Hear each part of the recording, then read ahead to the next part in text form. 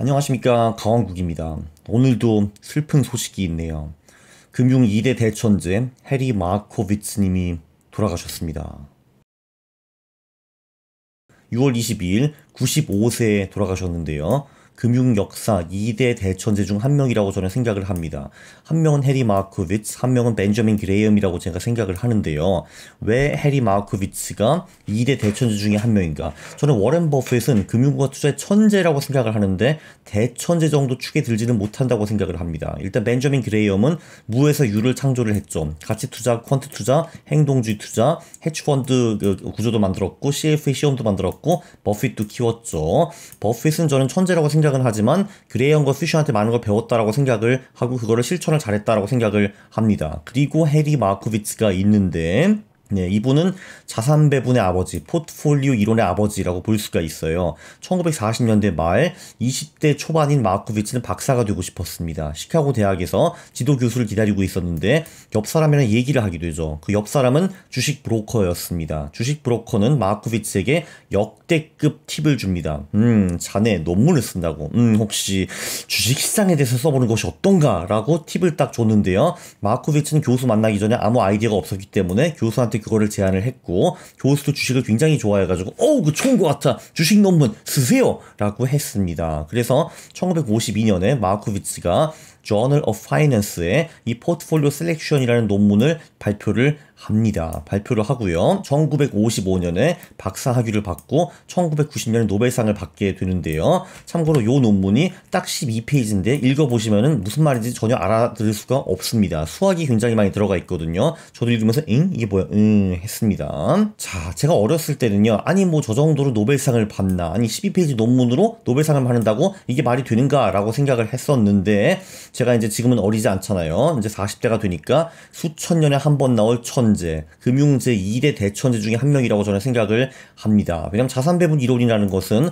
마코비츠가 처음이자 끝이거든요. 자, 근데 연구 결과를 좀 자세히 보기 전에 이분이 55년에 고비가 있었습니다. 박사학위를 받기 전에 구두시험을 봐야 되거든요. 거기 나타난 교수가 누군가? 바로 밀턴 프리드맨이었습니다. 20세기 경제학자라고 하면 우리는 보통 케인스랑 프리드맨을 말을 하는데 그 프리드맨이 나왔어요. 그리고 1시간 반 동안 논문을 깠다고 합니다. 야, 이거 있잖아.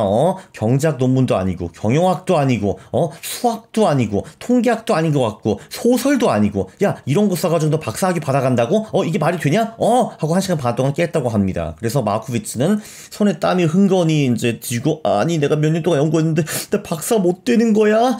라고 막 덜덜 떨었는데 1시간 반 깬 후에 프리드맨이 오케이 됐고 축하해 박사학위 가져가 이렇게 했다라고 합니다. 그래서 나 박사 됐구나 휴라고 생각을 했다는 유명한 에피소드가 있죠. 자, 어쨌든 왜 이걸로 1990년에 노벨상을 받았는가? 이 논문의 핵심은 한 문장으로 요약을 할 수가 있어요. 상관성이 낮은 자산을 매수하라라고 요약을 할 수가 있습니다. 여기서 혁명이 이루어지는데요. 아주 심플하게 제가 표현을 하죠. 어떤 섬나라가 있습니다. 주식이 3개가 있어요. 우산 주식, 아이스크림 주식, 수영복 주식이 있습니다. 네, 그래서 그 날씨가 이 섬에서 좋을 수도 있고 안 좋을 수도 있잖아요. 당연히 그건 예측 불가능한데 근데 날씨가 맞으면 40%를 벌 수가 있고 날씨가 안 맞으면 마이너스 20%입니다. 그러니까 내가 우산 주식을 샀는데 날씨가 좋았어. 그럼 날씨를 틀린 거잖아요. 그럼 마이너스 20%. 근데 비가 진짜 많이 왔어. 그럼 40% 버는 겁니다. 반대로 제가 수영복 주식을 샀으면은 날씨가 좋으면 40%를 벌고 날씨가 안 좋으면 20% 손해를 보는 겁니다. 자, 그래서 미래 날씨는 알 수가 없는데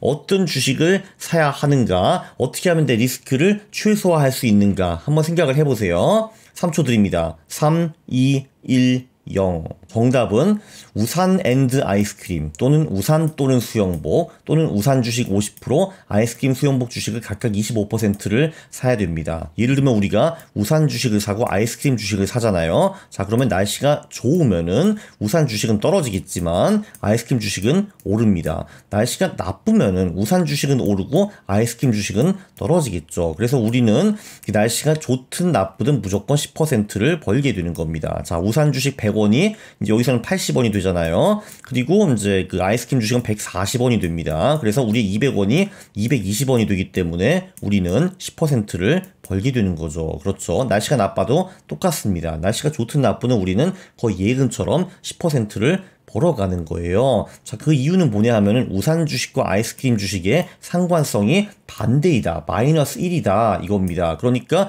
우산이 오르면 아이스크림 무조건 떨어지고 우산이 떨어지면 아이스크림이 오른다라는 거죠. 네, 그래서 이렇게 분산 투자 효과가 극대화되기 때문에 우리는 무조건 돈을 벌게 된다. 이런 겁니다. 우리가 한 개 주식만 몰빵을 했으면은 날씨를 맞추면은 돈을 벌지만 날씨가 안 좋으면 날씨를 못 맞추면은 돈을 잃는 거잖아요. 자, 그런데 이렇게 분산 투자하면은 리스크가 전혀 없어진다. 이런 얘기입니다. 실전에서는 상관성이 마이너스 1인 자산은 없습니다. 근데 예를 들면 영구 포트폴리오라는 것이 있죠. 마코비츠 이론의 실전화입니다. 1981년에 이 전략이 나왔죠. 주식, 채권, 금, 현금의 상관성을 이렇게 보면은 이제 0과 유사하다라는 것을 볼 수가 있습니다. 마이너스 1은 아니지만 그래도 상관성이 작다라는 거죠. 한마디로 한 자산이 무너져도 다른 자산들은 따로 논다라는 겁니다. 한마디로 친구가 한 명인데 걔가 배신하면 타격이 크지만 친구가 여러 명이면 한 명이 배신으로 타격이 적다라고 우리 엄마가 책에서 말씀을 하셨죠. 영구 포트폴리오 성과는 보시다시피 굉장히 고르게 아름답게 포트폴리오가 올라가는 것을 볼 수가 있습니다. 연봉이 8.4%, MDD 15%짜리 전략이고요. 이 전략이 만들어진 게 81년 요때쯤이었잖아요. 근데 그 후에도 포트폴리오가 멋지게 우상향하는 모습을 볼 수 있습니다. 네, 한국형 월레드. 제가 쓰는 한국형 월레드도 당연히 마코비츠 이론의 파생 상품이고요. 여기서도 보시면 주식, 채권, 실물자산 이렇게 나눠서 투자하는 거를 볼 수가 있고, 그리고 심지어 또 달러와 원화도 좀 상관성이 낮은 편이잖아요. 그래서 이렇게 나눠 투자하면은 아름답게 포트폴리오가 우상향하는 모습을 볼 수가 있고, MDD도 보시다시피 굉장히 낮은 거를 볼 수가 있습니다. 마코비츠 선생님 감사합니다. 자, 그리고 이분의 슈퍼 논문이 1952년에 나왔기 때문에 저는 부끄럽게도 이분이 벌써 오래전에 돌아가신 거로 알고 있었습니다. 근데 제가 2020년에 동적자산 배분의 대가인 와우터 켈러님과 인터뷰를 했었죠. 이런 인터뷰를 했는데 그때 제가 마코비츠 교수님이 살아계심을 알게 되었죠. 심지어 켈러님과 메일도 주고받은 적이 있다라고 하시더라고요. 그리고 놀랍게도 2021년 94세까지 논문을 쓰셨습니다. 그리고 퀀터스 대표가 그러는데 이 논문이 상당히 중요한 논문이라고 하더라고요. 이게 그 포트폴리오 이론을 좀 훨씬 더 디벨롭한 그런 멋진 논문이라고 하더라고요. 2021년인데도 이 게아버 씨랑 마코비츠 씨 그리고 등등 몇 명이 같이 논문을 썼다라는 거를 볼 수 있습니다. 정말 위대한 거죠. 90대 넘어도 열심히 연구를 하고 논문을 쓰는 이 모습 굉장히 본받을 만 합니다. 폭력적인 금융시장에서 MDD를 줄이는 방법을 알려준 사나이 해리 마코비츠라고 말할 수가 있고요. 금융에서 유일한 공짜 정심은 분산 투자이다. 네, 이런 말이 있죠. Diversification is the only free lunch in finance 라는 말이 있습니다. 자산 배분의 아버지 마코비츠. 우리는 잊지 않을 겁니다. 이분이 없었으면은 영국 포트폴리오도 없었고 올웨더도 없었습니다. 정말 위대하신 분이죠. 제 MDD를 얼마나 줄여주셨는지 저는 상상도 못하겠습니다. 정말 위대하신 분, 연면에 들어서 정말 안타깝습니다.